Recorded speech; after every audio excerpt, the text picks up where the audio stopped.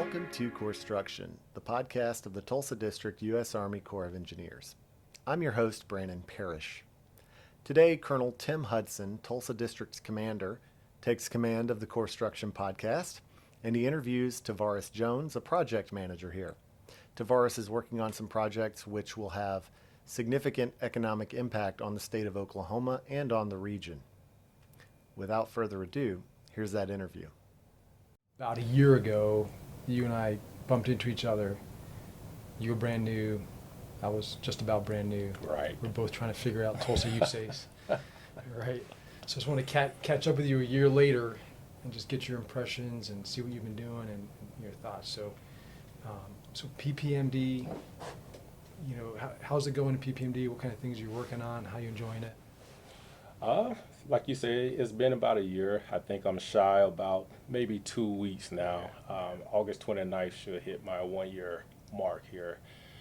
And honestly, the time here has been an adventure, to say the least.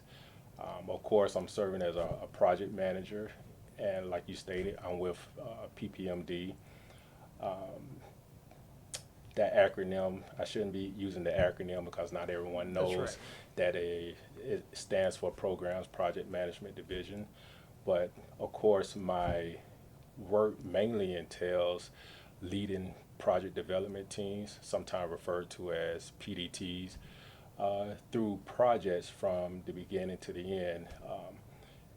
Their main focus is to achieve customer satisfaction on environmental or engineer issues, or I should say challenges more so. But for the most part, you know, things have been going, I won't say a smooth road, but it's been a challenging but rewarding road to go on. So a couple things that you're working on your workspace right now. You're working a water irrigation project at Lugert-Altus. Can you just explain that to me briefly and kind of what's your role in that? Oh, man. Wow. Let's see. So my understanding that irrigation system was constructed in the 1940s. And like any other irrigation system, is experiencing water loss. And at the present time, that irrigation system is probably operating at about 65% efficiency rate. So I know that irrigation system basically makes Oklahoma one of the top cotton producers in the country. And if we can, and when I say we, the Corps of Engineers, if we can maintain the state status as one of the top cotton producers in the country, I want to be part of that history. Sign me up any day. Yeah, it's rewarding. It's rewarding. It's important work. Right? Yes, absolutely. Economic development, really important for the folks that live out there as well. Yes. Western Oklahoma. Yes. Their livelihood. Yes. That's great. Good. How's the project going so far? Well, the project hasn't necessarily started. We're still in the planning phase. That's a big phase. It's a big phase, and we're working out all the agreements, you know, between the state and the Corps of Engineers as well. And we're touching bases on what's the responsibilities that's going to be put onto the Corps of Engineers as well as the client themselves. So we're still working in those parts, but we're getting close to actually putting some shovels to the ground and making some things happen. But as of right now, we're still in the planning phase. Good. I'd like to touch on another project, other side of the state, over at the MCARNS and the McKellen-Kerr Arkansas River Navigation System. I use an acronym, so it's good to define it. Yes. So you've been looking at the Stilling Basin at Weber's Falls, those are wicked problems. Can you explain that a little bit? Okay, so my understanding is, you know, that flood happened back in 2019, and that flood caused two barges to break loose and collide into the Weber's Fall locking dam. That actually resulted in the gates being open and out of the water.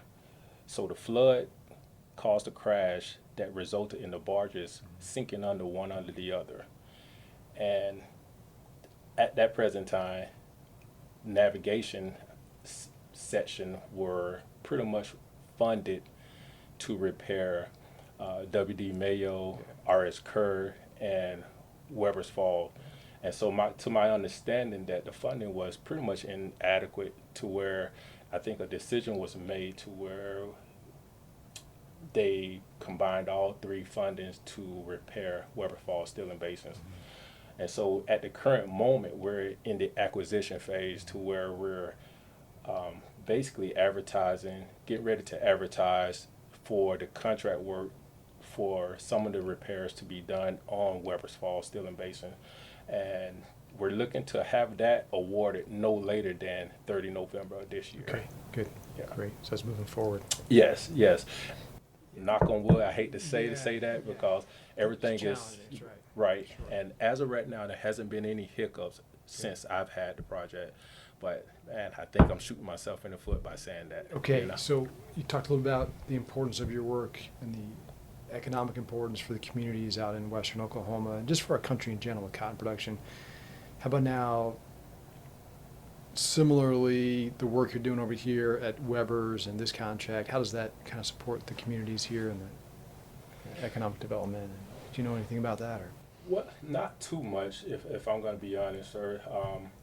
I haven't dove directly into that, but altogether, when it comes to the community and the Corps of Engineers helping the community, that's what we're, from what I know, that is what we're standing for. And, you know, when I joined the military, that's what I wanted to do, make a difference.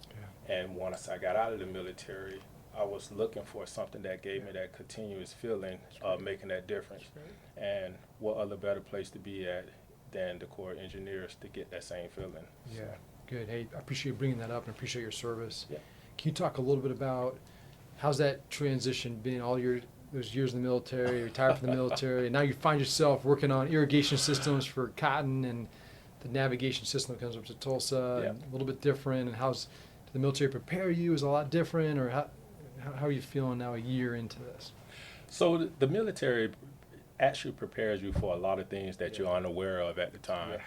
And until you get into the civilian side of the workforce, you're not really aware of the things you learn and the things that you become part of. I would say, for example, one of the things like attention to detail.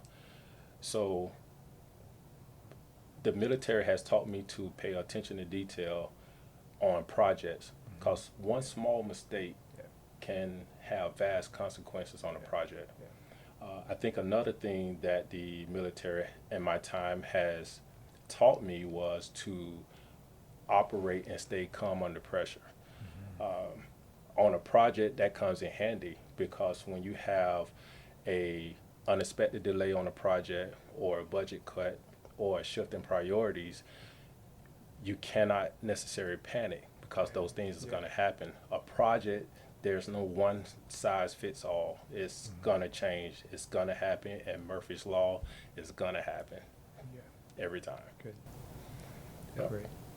Okay, well, hey, Tavaras, thanks for a few minutes. Yeah. Thanks for being part of the Tulsa team, being part of our trusted people. You're working on those partnerships with the communities. I appreciate that as well. And we're going to deliver some quality projects. It's going Absolutely. to happen. You're doing it. You're making it happen. So Absolutely. I appreciate that. Thank you, sir. Good. Great to have you. All right. Thank you for joining us for Corpstruction. Corpstruction is a production of the Tulsa District Public Affairs Office. If you'd like to listen to the audio-only versions of this podcast, you can find it on Apple Podcast or on Spotify. You can also check us out on the Defense Visual Information Distribution site at www.dividshub.net. Thank you for joining us and have a great day.